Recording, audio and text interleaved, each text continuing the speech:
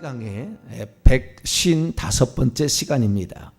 요셉의 형들로부터 진정한 회개가 시작이 되다라는 제목으로 말씀의 은혜를 나누기를 원합니다. 요셉이 애굽의 국무총리가 되었고 7해 흉년을 지나 7해 흉년이 찾아왔습니다.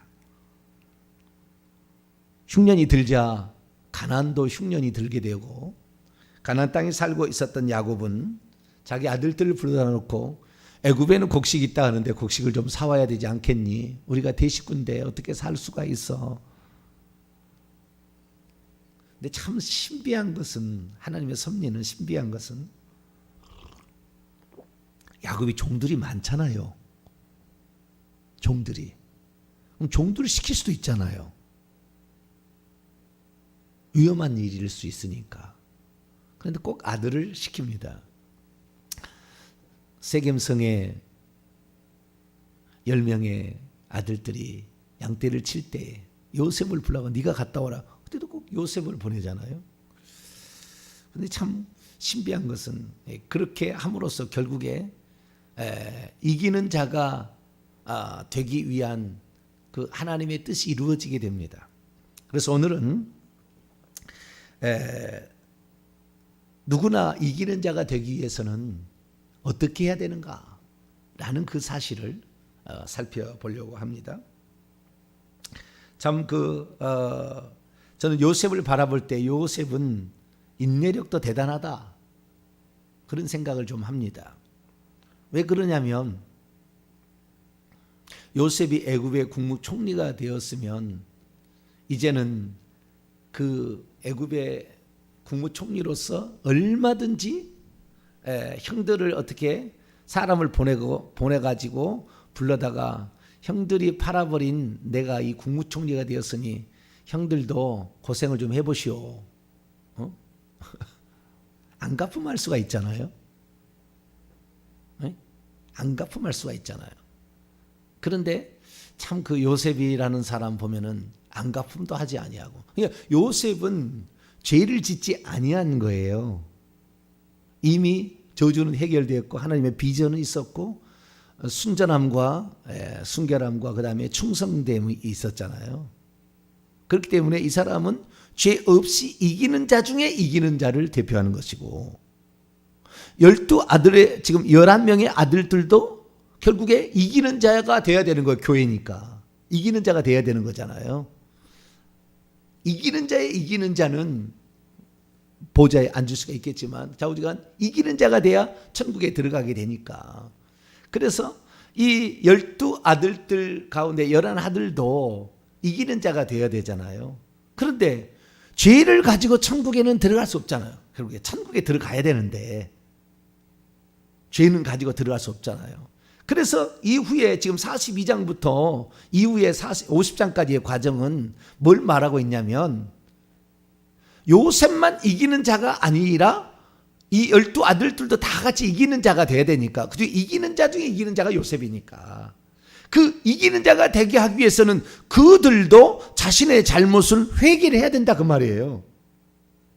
그 회개를 시키는 거예요. 하나님이 요셉을 통하여서, 지금 요셉을 통하여서 이제는 형들의 회개를 스스로 자기가 잘못했다는 것을 스스로 반성하고 뉘우치고 통해 자복하고, 우리가 이거 잘못됐다, 우리의 죄구나, 이것을 스스로 깨달을 수 있도록 해서 나중에 우리가 그렇지 않다, 이제 우리가 달라졌다, 우리는 동생을 사랑한다, 베냐민을 사랑한다, 이것을 이제 보일 수 있도록 하기 위한 어떤 과정이 지금 필요한 거죠. 그래서 하나님께서 요셉을 사용하고 있는 것입니다. 어제 제가 2명의 교회가 므낫세 에브라임의 2명의 아들들이 결국에 교회로 포함된다라는 얘기를 드렸어요. 그때 이 2명의 그 이름이 므낫세 에브라임인데, 므낫세라는 것은 잊어버림, 잊게 한다, 잊게 한다. 과거에 하나님께서 그가 겪었던 모든 고난과 아버지의 온 집이 모르겠어요? 형들이 판 거잖아요. 내게 고난, 애굽에서 이런 삶이잖아요. 그런 것들을, 고생들을 다 잊어버리게 한다. 17년의 세월에다가 플러스 다시 또 7년, 9년이죠. 9년. 9년의 세월에서 또 20년 만에 이 모든 것을 다 잊어버리게 되었다라는 것으로 므낫세를 이름을 하고, 그러니까 총리 대신이 된 지 1년 만에, 총리 될 때 결혼을 했기 때문에 1년 만에 므낫세를 낳은 거죠. 31살에 므낫세를 낳은 거죠. 므낫세를 낳아서 한 얘기가 그거예요. 그 다음에 두 번째 에브라임은 앞으로 이제 하나님께서 나의 고통을 번성케 하리라. 이제 그 하나님께서 나를 이제는 형통케 하리라라는 어떤 그 얘기를 여기다가 에브라임이라는 말로, 두 배 갑절의 결실이라는 말로 이거 표현을 해놨잖아요. 이것을 보게 되면 요셉은 나중에도 또 나옵니다만은 형들을 만나서 재회를 하게 될 때, 아버지가 죽고 또 형들이 걱정하게 될 때 그 형들에게 요셉이 하는 얘기를 보면은 요셉은 형들을 다 용서했어요. 죄가 없는 거예요. 내가 반드시 형들을 안 갚음하리라. 내가 보디발의 철을 가만두지 아니하리라. 내가 술 맡은 관원장, 제일 꼭대기로 바로 밑에잖아요. 찾아다가 네가 그럴 수가 있냐고 쳐버리리라. 얼마든지 그럴 수 있거든요. 그런데 어떻게 해요? 그 마음을 안 품었다는 것이 므낫세와 에브라임 이름 속에 있는 거예요. 나는 그걸 잊어버리겠다라는 거잖아요. 나는 그것을 안 갚음하도록 나에게 새겨주지 않겠다는 거잖아요. 나는 용서하겠다는 그 말이에요. 그러니까 요셉은 이기는 자들 위에 있는 이기는 자라고 하는데, 그러면 요셉만 천국에 들어가느냐? 그거 아니고 다른 사람도 천국을 들어가야 되거든요. 그러면 죄를 가지고 들어갈 수는 없잖아요. 그러면 형들의 죄는 뭐냐? 지금까지 봤을 때 딱 두 가지입니다. 10명의 형들이 요셉을 시기 질투 미워해서 팔아버린 것, 인신매매한 것, 이거 종으로 팔아버린 거, 이거 잘못이잖아요. 어떻게 그렇게 형제를 그렇게 할 수가 있습니까? 그래서 이것은 뭐 일종의 무슨 도둑질하면 도둑질이지만 시기 질투 미움이라기 때문에 살인죄하고 비슷한 거예요. 살인죄를 진 거예요. 예수의 말씀에 의하면. 그 죄가 있고요. 뿐만 아니라 시므온과 레위의 죄가 있잖아요. 지나치게 했잖아요. 자기 여동생을 겁탈했다고 왜 혼자 나가가지고 그렇게 디나가 세겜서 왜 혼자 나가서 구경하러 가지고 그렇게 납치를 당하냐 그 말이죠. 그것은 이 세겜 추장만의 그 잘못이 아니라고요. 그 죄를 짓게끔 만든 요인도 있었어요. 그런데 그 성에 그 많은 사람을 다 죽여버렸잖아요.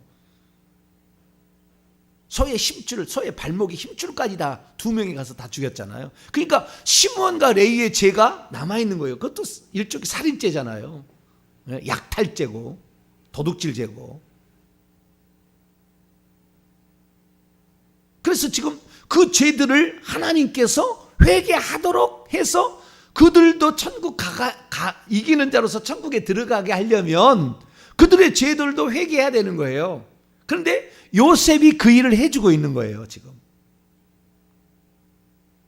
그래서 스스로가 우리가 과거에 잘못해뒀다 일부러 말을 하게 되고, 그 중에서 벌모로 잡히게 될 때 이 시므온이 잡히게 된 일은 거기에 있는 거예요. 다른 사람보다 더 감옥에 있으면서 내가 왜 이 감옥에 들어오게 됐는가를 스스로 깨닫게 만든다고, 하나님. 오늘 본문 말씀 보세요. 오늘 본문 말씀 3절에 보면은 요셉의 형 10사람이 애굽에 곡식을 사러 가잖아요. 근데 베냐민은 데려가지 않죠. 왜? 형들의 곡식단이 요셉의 곡식단에게, 그 베냐민은 빠졌잖아요. 그래서 그 10명의 형들이 결국에 곡식을 사러 가서 6절 보니까 요셉이 나라의 총리로서, 이 총리란 말은 성경에 없어요.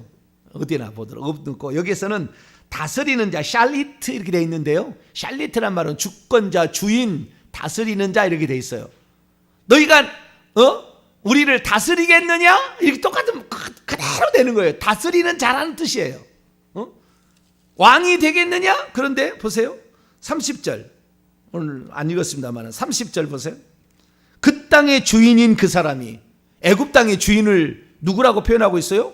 요셉이라고 표현하고 있어요. 아돈 주 왕이다 이렇게 표현하고 있다고요. 그게 정확히 이루어집니다. 성경대로 그대로 이루어지는 거예요. 다시 6절로 넘어와서 나라의 총리로서 그 땅의 모든 백성에게 곡식을 팔더니 요셉의 형들이 와서 그 앞에서 땅에 엎드려 절하매.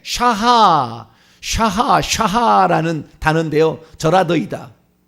그것이 바로 그 곡식단이 절하더이다라는 단어가 동일한 단어입니다. 동일한 단어, 정확한 똑같은 샤하, 정확한 단어 그대로 이루어졌다라고 이렇게 말합니다.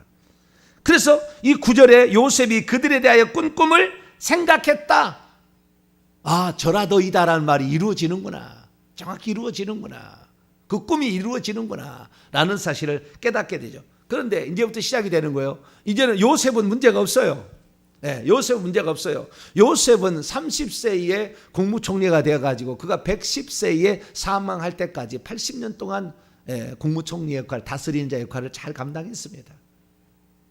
그리고 그가 책임 맡은 자로서 하나님께서 먼저 애굽에 가서 기근이 들어있는 그 야곱의 식구들을 다 살리게 되고 이스라엘 민족을 그 다음에 이제 바닷가의 모래처럼 이렇게 많게 만들어서 드디어 가나안 땅을 정복. 왜냐하면 아직 가나안 땅은 죄악이 관영하지 않았기 때문에 우선 어디에서 살아서 혈통적인 순수성과 신학적 순수성을 유지해야 되니까 애굽의 고센 땅에 이제 보내기 위한, 민족을 살리기 위한 하나님의 계획으로 먼저 보낸 거 아니에요? 그래서 요셉은 그 역할을 100% 그대로 감당합니다. 아주. 그리고 나의 해고를 너희들이 출애굽에서 다시 들어가게 될 때 창세기 15장의 그 횃불 언약처럼 타국에서 종이 되었다가 400년 동안 성경 온다. 그때 정확히 그 약속을 알고 있었기 때문에 내 해고를 메고 들어가서 나도 가나안의 땅에 묻혀다오 이렇게 얘기를 하잖아요. 그래서 출애굽할 때 그 애굽에서 나올 때 요셉 해고를 들고 나옵니다. 출애굽기 보면은. 그래서 고고학자가 그 발견했는데 그 애굽의 그 고센 땅의 곡식 창고들, 그 많은 곡식 창고들과 요셉 같은 그 큰 무덤이 있어요. 무덤이. 고고학자가 발견했어요. 큰 어마어마한 무덤이 있는데 시체가 없어요. 거기가 관이 없는 거예요. 미라가 없는 거죠. 미라가 갖고 갔으니까 텅 비어 있어요. 그게 발견했어요. 고고학자들이 다. 그래서 이 요셉의 그 삶은 이기는 자 중에 이기는 자의 삶인데 이제 형들이 문제인 거예요. 그대로 있으면 기억하는 거잖아요. 결국에 영적으로 봤을 때. 왜? 죄를 가지고 있으니까. 둘 다 살인죄를, 형들은 살인죄, 잔인한 그 죄를 지었잖아요. 그래서 그 죄를 회개를 해야 된다 그 말이에요. 그 회개할 수 있도록 하기 위해서 요셉이, 이들이 진정, 요셉은 이제 그런 목적을 하는 건 아니에요. 그런 목적으로 하는 거 아니에요. 과연 이들이 내 동생을 사랑하고 있는가? 이것을 확인하려고 테스트를 해봅니다. 그런데 그 테스트는 영락없이 그들의 죄를 추억하게 만들고, 우리가 그때 요셉이 살려달라고 했을 때 왜 그때 살려주지 않았냐? 우리가 너무나 잘못했어. 우리가 그때 이거 아니잖아 생각했었잖아. 근데 루벤 형도 와가지고 너희들 피를 흘리지 말자 그렇게 했는데 우리가 결국에 이 요셉을 그때 구덩이에 던지고 괴롭혔잖아 우리가. 그러니까 우리가 지금 그 벌을 받는 거야 라고 이제 생각할 수 있게끔 지금 하나님께서 이 요셉을 통해 역사하고 있는 거죠. 그러니까 사람들이요, 지금 벌써 시간이 몇 년 지났습니까? 지금 42장에 들어와서 벌써 요셉이 애굽의 국무총리가 된 지 7년이 지나니까 8년째니까 약 37세, 80세, 38세 정도 된 거 아닙니까? 그죠? 시간이 또 38세 정도 된 거 아니에요? 7년 풍년에 2년 후년이 지났으니까 37세나 8세 이렇게 된 거 아니에요?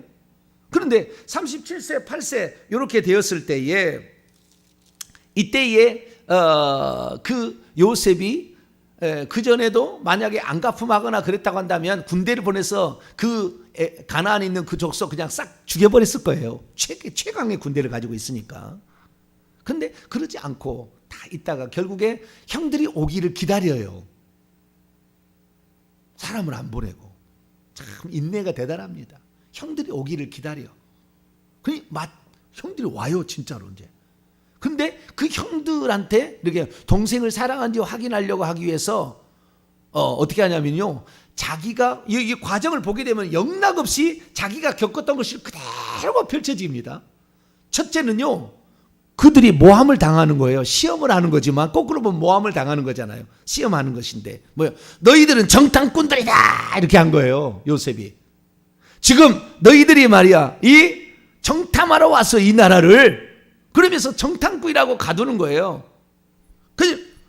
그러니까 뭐라고 하냐면요, 우리는 신실한 자들로서 우리는 절대 정탐꾼 아니다. 13절 보세요. 이 나라의 틈을 열보러 왔다 그랬더니 그들이 말하기를 우리는 12형제로서 가나안 땅 한 사람의 아들들이라 막내 아들은 오늘 아버지와 함께 있고 또 하나는 없어졌다. 자기들이 팔아버렸거나 없어졌다. 팔아버렸다고 솔직히 시인하지 않죠. 적당히 둘려서 얘기하죠. 아니야. 요셉은 너희들은 정탐꾼들이라 한 말이 이것이라. 너희들이 그러면 정탐꾼이 아니라고 증명하려면 그러면 막내 아우가 있다고 하는데 막내 아우를 데려와서 확인해봐. 너희들은 틀림없이 정탐꾼이야. 너희가 막내 아우가 여기 오기 전까지는 사람을 보내서 하기 전까지는 감옥에 쳐들어가야 돼. 그래가지고 감옥에를 쳐넣어버렸어요. 그래서 3일 동안 감옥에 쳐들어갑니다. 자, 똑같잖아요. 보디발의 아내 누명을 그 아내로부터 누명을 받아서 감옥에 갇힌, 똑같잖아요. 그 술 맡은 관원장이 3일 동안 감옥에 갇혔다가 나가는 거 똑같아요. 3일 가두고 난 다음에 18절에 사울 후에 요셉이 그들에게 말하되 나는 하나님을 경외하니 너희 생명을 보전하라. 다 잡혀일 필요 없고 이 요셉은 그들을 괴롭히려고 그런 게 아니니까. 지금 아버지와 식구들은 굶주릴 거 아니에요. 그 마누라들 형수들이나 다 굶을 거 아닙니까, 조카들이. 그러니까 한 사람만 여기에 놔두고 그리고 볼모로 잡혀놓고 나머지는 가서 그 곡식을 먹어야 되지 않겠느냐, 긍휼을 베풀어요. 요셉은 뭐 괴롭히려고 그런 게 아니니까. 그럴 때 그 통역을 세워서 애굽의 언어로 말하고 있었어요. 그런데 형들은 가나안 언어를 지금 이제 셈족 언어를 쓰고 있잖아요. 그러면서 형들이 하는 얘기가 그런 거예요. 그 3일 동안 감옥에 갇혔더니 인생은 고난이 찾아와야 비로소 자기의 죄를 기억합니다.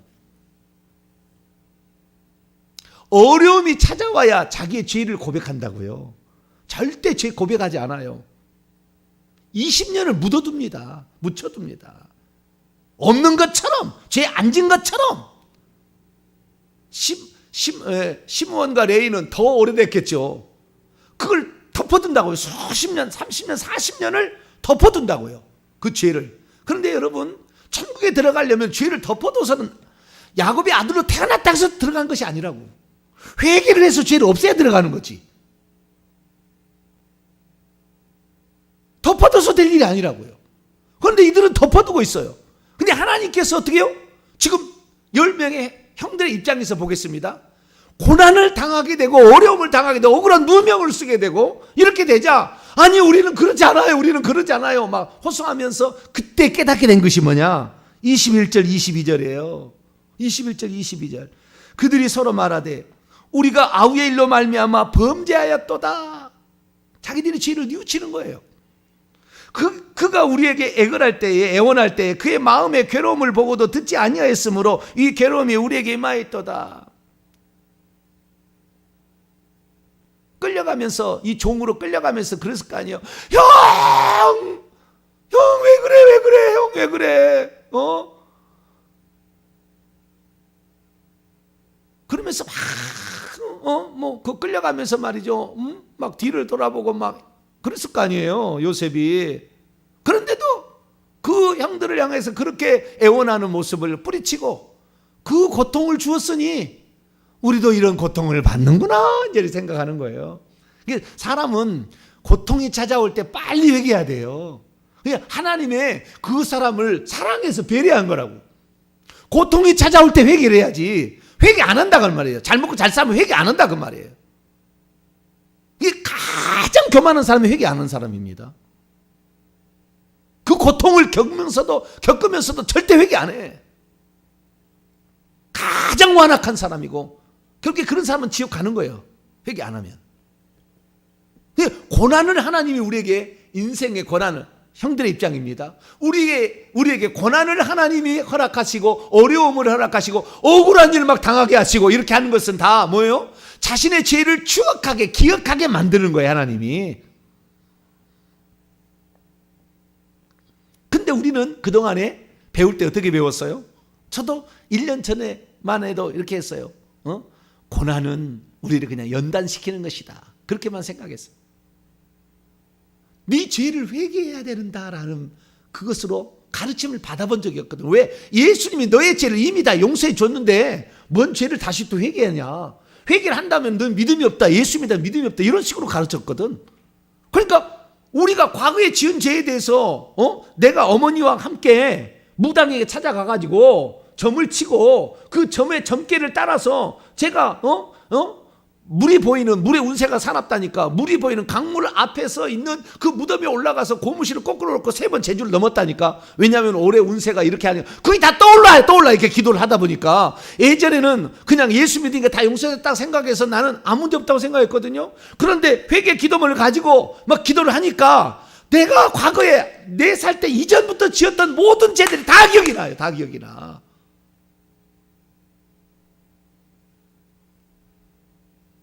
용서받아야 할 죄들에 대해서 다 기억이 나더라고. 그래서 그냥 얼마나 통곡에 울었는지 몰라요. 아니, 내가 이렇게 살았어요. 내가 이렇게 살았어요.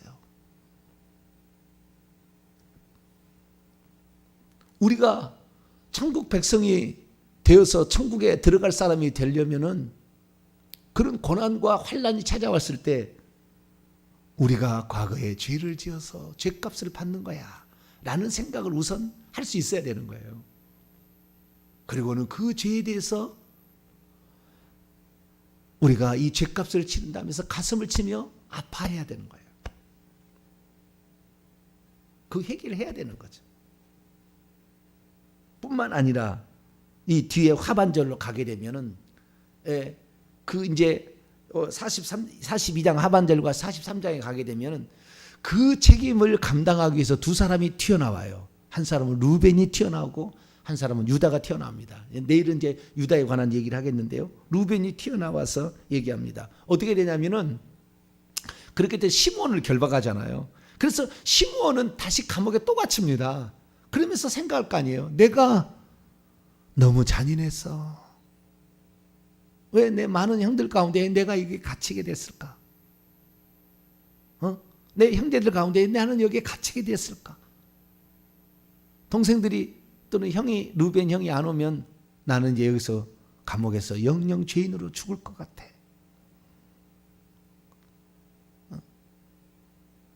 그 대항하지 못하도록 할 일을 행하라 이렇게 해서 3일째 됐냐 가장 아플 때 움직이도 못한 사람들을 갖다가 다 목을 베서 그렇게 집집마다 가서 죽였으니 이 살인죄를 내가 지금 이 캄캄한 감옥 속에서 내가 이 벌을 받는 거야. 내가 잘못했지. 내가 잘못했어. 그렇게 하고 있을 때 이제 가나안으로 돌아갑니다. 그리고 가나안에 돌아오는데 오다가 보니까 자루 안에 있던 돈이 다시 들어있는 거예요. 이 요셉은 이 형들의 돈을 뺏기를 원하지 않는 거예요. 그래서 다시 집어넣어 준 거예요. 공유를 베풀어서. 그런데 오면서 그걸 발견하고서 큰일 났다. 이거 다시 모함당하면 어떡하지 이걸로. 막 걱정해요. 막 걱정. 그래서 아버지한테 그대로 얘기합니다. 그랬더니 도로 가져가라요. 도로 가져가라. 그 돈을 도로 가져가야지 혹시 오해가 돼가지고 또 너희들 다 죽을 것 같다. 또 오해를 사가지고. 그러던 차에 이제 곡식이 또 떨어지니까 루벤이 베냐민을 데려가야 된다고 그래야만이 시몬 동생을 걸릴 수가 있다고 하니까 안 내주는 거예요. 안 내주는 거야 아버지가. 왜? 너희들은 어디 가서 보내면은 하나씩 없애더라 이거잖아요. 너희들끼리 가면 어디 가서 하나씩 없애놓고는 없어졌다고 그러더라. 또 누구를 없애려고 하냐? 지난번에는 요셉 없애고 이제는 시몬 없애고 이제는 베냐민까지 없애려고 할래? 이제 이렇게 아버지가 얘기를 하는 거잖아요. 그러니까 37절에 루벤이 말하기를 내가 그를 아버지께로, 베냐민이죠, 내가 그를 아버지께로 다시 데리고 오지 아니한다면 내 두 아들을 죽이라. 벌써 결혼했어요, 이 자식들이. 38장에 유다도 벌써 결혼을 했잖아요. 뭐 엘과 오난과 셀라 막 나오잖아요. 결혼한 거예요. 두 아들을 죽이소서, 그를 내 손에 맡기소서, 내가 그를 아버지께로 반드시 데리고 돌아온다. 이렇게 돌아올 거라 얘기를 해요. 그런데 아들을 내줄 수 없다. 이게. 왜? 너희들이 옛날에도 보니까 데리고 가면은 그냥 하나씩 없애갖고 오는데 그리고 모른 채 하는데 없애겠다 그러고 어쨌다 그러고 그러는데 너희들을 내가 믿을 수가 없다 이러잖아요. 여기에서 우리는 발견할 수 있는 건 뭐냐면은 회개라는 것이 무엇인지를 여기서 보여줘요. 정확하게. 회개라는 게 사람이 어느 때 회개하는가? 인생에 고난이 찾아올 때.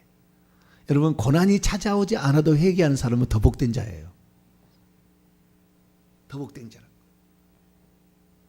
고난이 찾아. 그런데 저는 이 물질적인 고난, 어떤 사람의 그 고난이, 이 어려움이 이 죄를 회개치 아니함으로 됐다는 사실을 꿈에도 생각을 못했어요. 예수 믿었으니까 나는 끝난 줄 알았어요. 이 고난이 언제 풀을지 사실 모르죠. 언제 지금 풀어지고 있지만 그냥 그 많은 죄를, 엄청난 죄를 지었기 때문에 저는 특별히 18살까지 예수 안 믿었기 때문에, 믿었어도 이 가르침을 잘못 받아가지고 그 죄를 낱낱이 회개된다는 걸 몰랐잖아요. 물론 그런 죄를 회개 안 했다고 해서 지옥 갈 것 같지는 않아요. 예수 그리스도를 믿고 자신이 철저한 죄인이라는 걸 깨닫고 이렇게 살면 간신히 턱걸이로 천국을 갈 수 있을 것 같아요. 그런데 낱낱이 죄를 짓지 않냐면 우리의 삶이 저주 가운데 이 생에서의 삶이, 그 고통이 지속된다는 걸 몰랐다 그 말이에요. 성실한다고 그걸 풀 수 있는 문제가 아니었다는 거예요. 열심히 기도한다고 그 문제를 풀 수 있었다는 게 아니었던 것 같아요. 그 회개를 했어야 되는 거예요. 철저히 여기는 그걸 가르쳐 주는 거예요. 가나안 땅에서 성실 안 살았겠어요? 다 성실히 살았겠지. 그런데 죄를 회개치 않고 있잖아요, 이 10명의 형들은. 그러니까 죄를 회개해야만이 결국에 가나안 땅에 들어갈 수 있다라는 사실을 보여주기 위해서 하나님께서는 지금 얘기를 10명의 형들이 감옥에 3일 동안 갇히게 하고 시므온을 더 감옥에 몇 년 더 감옥에 갇히게 하는 이 일을 하고 있잖아요. 그래서 그 감옥에 갇히고 나서 한 얘기가, 우리가 요셉에 그렇게 죄 없는 요셉을 죽이고 그렇게 팔아버리는 이 죄악 값을 우리가 지금 받는도다. 그래서 우리는 죄를 회개하려면 3단계를 해야 되는 거예요. 자신이 이런 죄를 지었다고 시인하는 거예요. 시인하잖아요. 우리가 그런 죄를 지었다라고 시인하는 거잖아요. 만일 우리가 우리 죄를 자백하면 요한일서 1장 9절 자백해야 되는 거예요. 두 번째는 뭐냐면 그것을 애통하는 거죠. 애통하. 루벤이, 야, 우리가 그 아이에게 손대지 말라고 그렇게 했는데 그 핏값을 왜 치르는 거 아니라 마음에 애통하는 거잖아요. 그 다음에 37절에 결단하는 거잖아요. 책임 있는 행동을 하는 거잖아요. 그 죄를 회개했다면 그 책임을 이제부터 내가 지겠습니다라고 루벤이 자기 아들의 2명의 목숨을 대신 담보를 하고 자기가 그 죄에 대해서 책임을 지겠다. 이제 내가 베냐민을 죽인다면 그 죄의 책임을 내가 지겠습니다라고 그 죄에 대한 책임을 자기가 감당하겠다고 의지적인 행동까지 나오잖아요. 그러니까 내일 다시 기근이 임해서 유다가 한 말을 통해 아버지가 마음을 바꿔서 베냐민을 내줍니다. 우리는 그냥 어려움과 환난이 찾아오면 고난을 견디라고 그냥 연단하라고 그런 줄 아는데 그게 아니었던 거예요. 우리의 죄를 빨리 찾아내야 돼요. 그것은 잊어버렸던 거. 그래서 회개 기도문이 좋아요. 무슨 죄를 지었는지가 낱낱이 나오잖아요. 아, 내가 이런 제가 이 미신 잡신을 보니까 18살까지 예수 안 믿고 살았으니까 99%는 맞아요. 미신 잡신의 죄를 다 지었어요. 거기 있는 거 다 99%가 맞아요. 미신 잡신은 완전히.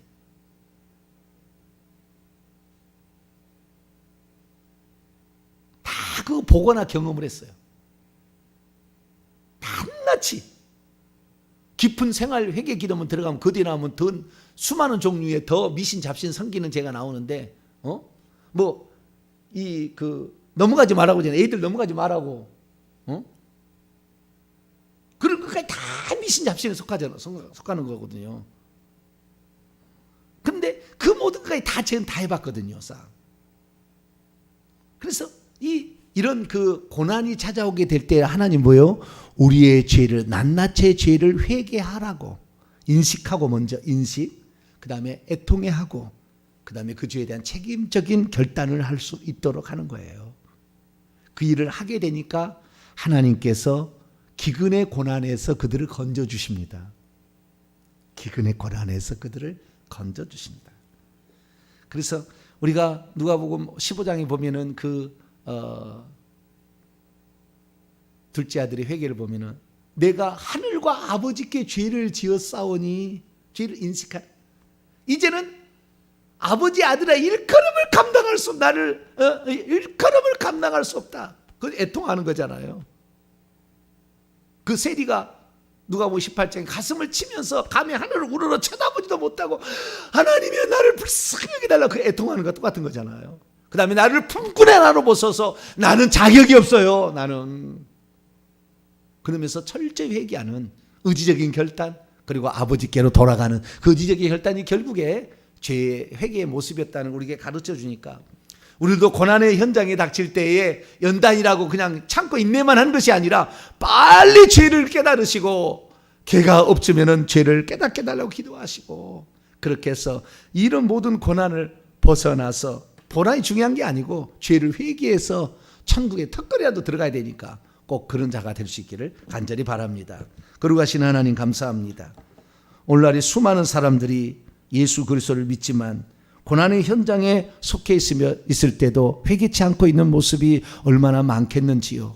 우리의 모습이었습니다. 이제 이 요셉의 형들을 통하여서 우리 자신을 보게 도와 주옵소서. 우리 주 예수 그리스도의 이름으로 기도하옵나이다.